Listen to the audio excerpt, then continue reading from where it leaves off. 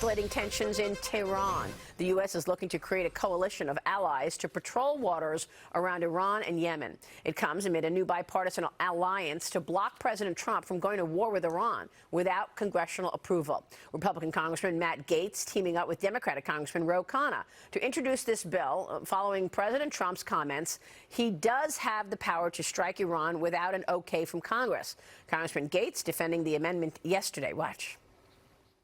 Our amendment stands against the proposition of endless wars. The Khanna-Gaetz legislation would require any president to come back to the Congress after 60 days, and particularly that would apply in the conflict that we could potentially see with Iran. I don't believe that a 2001 authorization to use military force is applicable in the year 2019 or beyond. I think we need to update the conditions and terms where we would send America's bravest patriots into battle, and I think we can do that here. And joining me right now is the Florida Congressman himself, a member of both the House Judiciary and Armed Services Committees, Matt Gaetz. Congressman, it's good to see you this morning. Thanks so much for joining us. Good to see you. Does that thinking, that sentiment also hold true if Iran attacks the United States? No, can the United States just go back at Iran if it attacks it without going to Congress? My question.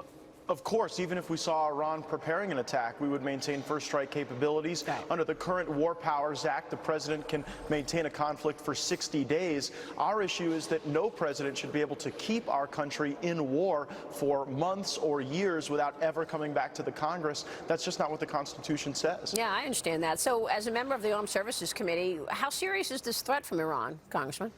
It's very serious. Iran engages in malign influence all over the globe. We see that they continue to enrich uranium. It's noteworthy that they're nowhere near weapons-grade uranium in that enrichment process now. But if Iran were to break to the bomb, obviously we would have to build an international coalition to resist that outcome. As we sit today, I don't believe that it's the obligation of the United States to avenge Emirati or Qataris oil or a robot with blood. And that's why I don't think that the war hawk calls for conflict at this moment are well-founded. I think the president's strategy has worked very effectively with Iran. I think he's pulled us back from the brink of war, and hopefully now we're building a stronger international coalition. We see the Brits more engaged, seizing that Iranian oil that was headed to Syria in the port of Gibraltar, and I think that ultimately we will bring Iran back to the table without bloodshed. So you think that the Europeans will align with the United States against Iran? Because, you know, with these waivers in place, Europe is still trying to get its oil and gas from Iran,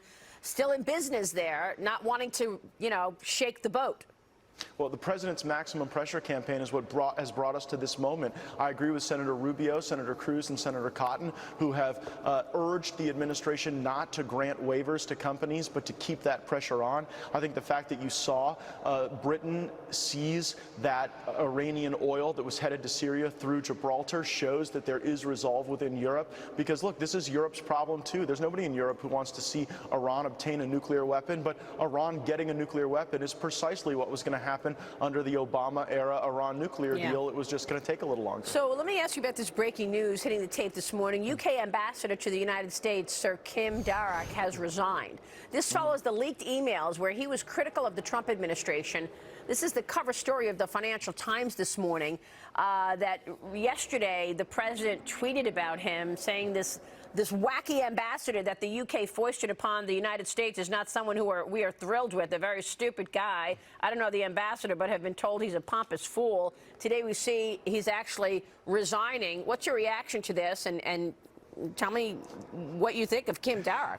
Yeah, well, it was pretty dumb for the former ambassador to be making those comments about the Trump administration as America is enjoying some of our greatest prosperity and success, certainly in my lifetime.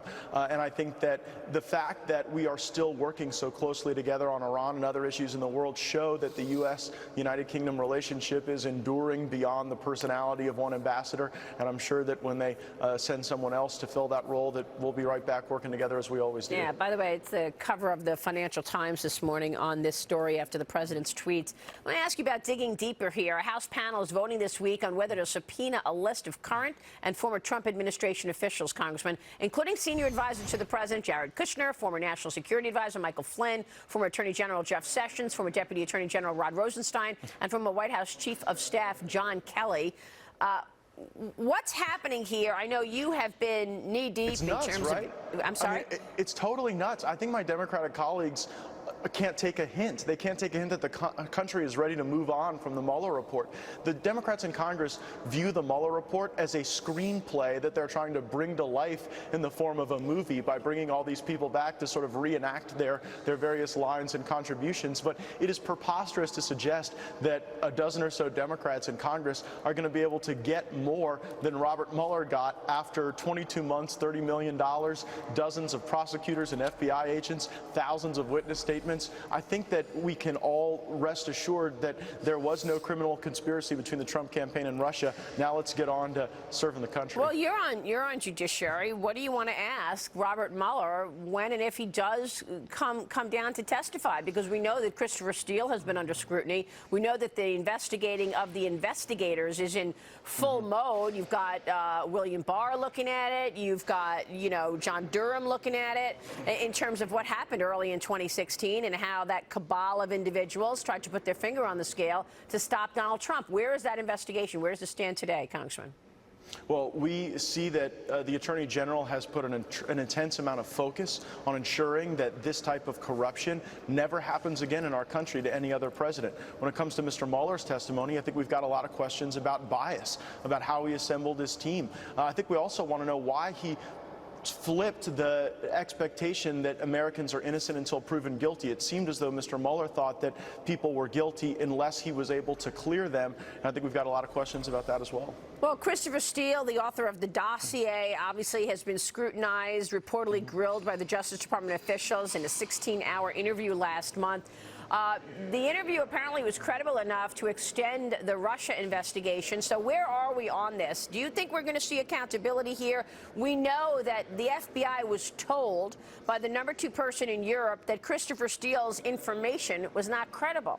And yet they still use that dossier to get a FISA warrant to spy on American citizens because they were part of the Trump campaign, Congressman. Yeah, we even saw reporting that the British government itself had given information to representatives of the United States indicating that Christopher Steele was not credible, that he was working on false information from Russians, and that he was simply trying to meet an election day deadline with this information, and that it wasn't fully vetted or checked out, and it was largely intended to influence the election. This gets back to Mueller. Why did Robert Mueller not investigate the Russians who were trying to influence the United States election by putting flawed information into this Steele dossier that then resulted in the politicization of our intelligence community? Those are reasonable questions, and I think that we need institutional reform so that we don't allow the intelligence community to be politicized against political adversaries. When do you think Robert Mueller knew there was no collusion? Because there's this theory out there that he knew that there was no collusion months before he actually announced it,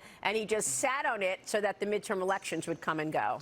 We knew from the beginning. If you look at the text messages and communications between Peter Strzok and Lisa Page, 10 months into the investigation, the lovers were texting each other that there's no there there. And in Lisa Page's deposition, she said they were talking about the fact that there lacked any evidence suggesting a criminal conspiracy between the Trump campaign and Russia. So there was never evidence that suggested this was the case, and I think largely it was intended to distract from the fact that you had Russia trying to discredit democracy itself by undermining President Trump. So do you think Robert Mueller is going to be asked that when he testifies in a week? I'm certain of it. I'm absolutely certain of it. Congressman, it's good to see you this morning. Thanks so much. Good to see you.